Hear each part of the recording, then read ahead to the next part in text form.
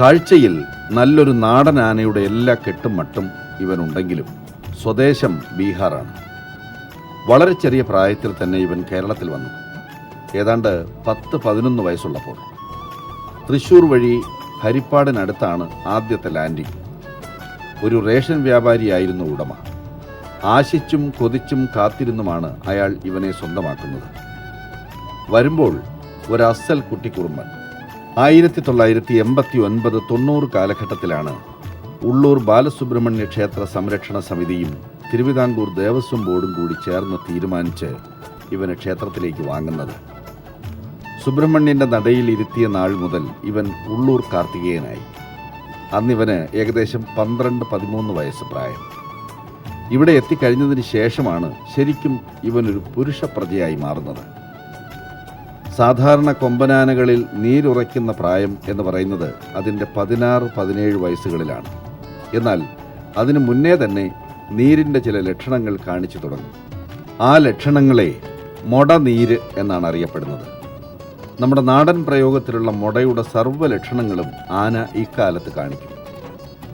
മുന്നിൽ വരുന്നവരെയൊക്കെ എന്താടാ പോടാ എന്നൊക്കെ വിരട്ടും. മുന്നിൽ കിടക്കുന്ന കല്ലോ മടലോ കമ്പോ ഒക്കെ എടുത്തെറിയും. തുമ്പി വീശി ആട്ടും, നന്നായി ചീറ്റും, ചിറയും, കാലുകൾ ഉയർത്തി ഓങ്ങും. അങ്ങനെ തുടങ്ങി കുറേ നമ്പരുകൾ. സ്വഭാവത്തിൽ അല്പം പന്തികേടുള്ളവരിലാണ് സാധാരണ ഈ മൊടനീര് വരാറുള്ളത്. ഇത്തരത്തിലുള്ള കലാപ്രകടനങ്ങൾ അവരാണ് കൂടുതലും കാണിക്കാറുള്ളത്. കാർത്തികേയൻ തൻ്റെ സ്വഭാവ സവിശേഷതകളെക്കുറിച്ച് അപ്പോൾ തന്നെ ഒരു മുന്നറിയിപ്പ് സംരക്ഷകർക്കും ദേവസ്വം ബോർഡിനും നാട്ടുകാർക്കും ഒക്കെ നൽകുകയായിരുന്നു. അത് മനസ്സിലാക്കിയവർക്ക് അന്നും ഇന്നും കാർത്തികേയനെക്കുറിച്ച് മോശം അഭിപ്രായങ്ങളൊന്നുമില്ല. മനസ്സിലാക്കാത്തവർക്കാണ് ഇവൻ കുഴപ്പക്കാരനും തെമ്മാടിയുമല്ല. എഴുന്നള്ളിക്കാൻ തുടങ്ങിയ കാലം മുതൽ തന്നെ കൂട്ടാനകളുമായിട്ടൊന്നും വലിയ പ്രശ്നങ്ങളൊന്നും കാർത്തികേയൻ ഇതുവരെ ഉണ്ടാക്കിയിട്ടില്ല. എങ്കിലും വല്ലപ്പോഴും ഒരിക്കൽ പാപ്പാന്മാരുമായിട്ട് ചില സൗന്ദര്യപ്പിണക്കങ്ങൾ ഉണ്ടാവുകയും അങ്ങനെ അല്പസ്വല്പം ശാഠ്യമായിട്ടുള്ള ശീലങ്ങൾ നടത്താറും ഉണ്ട്. അത് കാർത്തികേയനെ പലപ്പോഴും സുപ്രസിദ്ധനോ കുപ്രസിദ്ധനോ ഒക്കെ ആക്കിയിട്ടുമുണ്ട്. കാർത്തികേയൻ ആക്രമണകാരിയാകുന്ന ആദ്യത്തെ സംഭവം നടക്കുന്നത് ഇവൻ്റെ 19-ാമത്തെ വയസ്സിലാണ്. ഈ സംഭവത്തിൽ ശ്രദ്ധിക്കേണ്ട ഒരു കാര്യം ഇവൻ അപ്പോൾ ബാലമൊടയുടെ കാലമായിരുന്നു എന്നതാണ്. മതപ്പാട് കാലം പോലെ വിശ്രമം ആവശ്യപ്പെടുന്ന സമയമാണ് ബാലമൊടയുടെ കാലവും. ആ സമയത്ത് ഇവനെ എഴുന്നള്ളത്തിനായി കൊണ്ടുപോയത് എന്തിനായിരുന്നു എന്ന ചോദ്യം ഇനിയും ഉത്തരം കിട്ടാതെ നിൽക്കുകയാണ്. നെയ്യാറ്റിൻകരയ്ക്ക് അപ്പുറത്തുള്ള കുന്നത്തുകാൽ ക്ഷേത്രത്തിലെ ഉത്സവത്തിനാണ് അന്ന് ഇവനെ കൊണ്ടുപോയത്. ഉത്സവ ചടങ്ങുകൾ കഴിയുന്നതുവരെ ഇവൻ കുഴപ്പങ്ങളൊന്നും ഉണ്ടാക്കിയില്ല.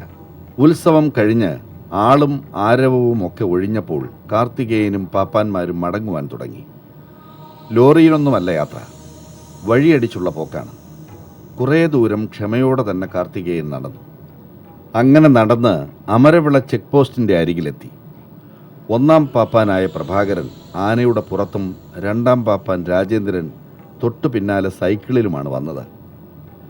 സൈക്കിളിൽ പിന്നാലെ വന്നുകൊണ്ടിരുന്ന രാജേന്ദ്രൻ്റെ പ്രകടനങ്ങൾ കാർത്തികേയന് സഹിക്കാവുന്നതിലും അപ്പുറമായിരുന്നു. കാർത്തികേയൻ തൻ്റെ മുകളിൽ 1-ാം പാപ്പാനായ പ്രഭാകരൻ ഇരിക്കുന്നതൊന്നും ഗൗനിക്കാതെ നല്ല അരിശത്തോടെ തിരിഞ്ഞ് രാജേന്ദ്രനെ സൈക്കിളിൽ നിന്നും ആദ്യം തള്ളിയിട്ടു. അപ്രതീക്ഷിതമായ ആ പെരുമാറ്റം കണ്ട് നന്നേ ഭയന്നുപോയ രാജേന്ദ്രൻ നിലവിളിച്ചുകൊണ്ട് ഓടി. പിന്നാലെ കാർത്തികേയനും. മുകളിലിരുന്ന പ്രഭാകരൻ്റെ ശ്രമങ്ങളൊന്നും ഫലിച്ചില്ല. കാർത്തികേയൻ രാജേന്ദ്രനെ തുമ്പി കൊണ്ട് പിടിച്ചെടുത്ത ശേഷം തൊട്ടടുത്തുള്ള മതിലിനോട് ചേർത്ത് കുത്തി. എവിടെയോ ആയുസ്സിൻ്റെ 2 തുള്ളി ശേഷിച്ചിരുന്നത് കൊണ്ടാകണം കുത്തുകളൊന്നും കൊണ്ടില്ല. അന്നേരം അവിടെ തടിച്ചുകൂടിയ ആൾക്കാർ ഒന്നടങ്കം വാവിട്ട് നിലവിളിച്ചു പോയി. അങ്ങനെ തൻ്റെ 19-ാമത്തെ വയസ്സിൽ തന്നെ താനൊരു കിടിലമാണെന്ന് തെക്ക് ദേശത്തെ ഗ്രാമീണരെയും ദേവസ്വം അധികാരികളെയും വിശിഷ്യ 2-ാം പാപ്പാനായിരുന്ന രാജേന്ദ്രനെയും 1-ാം പാപ്പാനായിരുന്ന പ്രഭാകരനെയും ഇവൻ അറിയിച്ചു. എഴുന്നള്ളത്തിനൊക്കെ ആന നല്ല ചിട്ടയാണ്. ഈ 4 കൊല്ലം കൊണ്ട് ഞാൻ കൊണ്ട് കിടക്കണമെങ്കിലും വലിയ കുഴപ്പങ്ങളൊന്നും ഉണ്ടായിട്ടില്ല. പിന്നെ ചെറിയ ഭാഗപ്പഴകൾ പറ്റിയിട്ടുണ്ടെന്നുള്ളതല്ലാതെ സ്വഭാവത്തിലൊക്കെ ആന ഡീസൻ്റാണ്.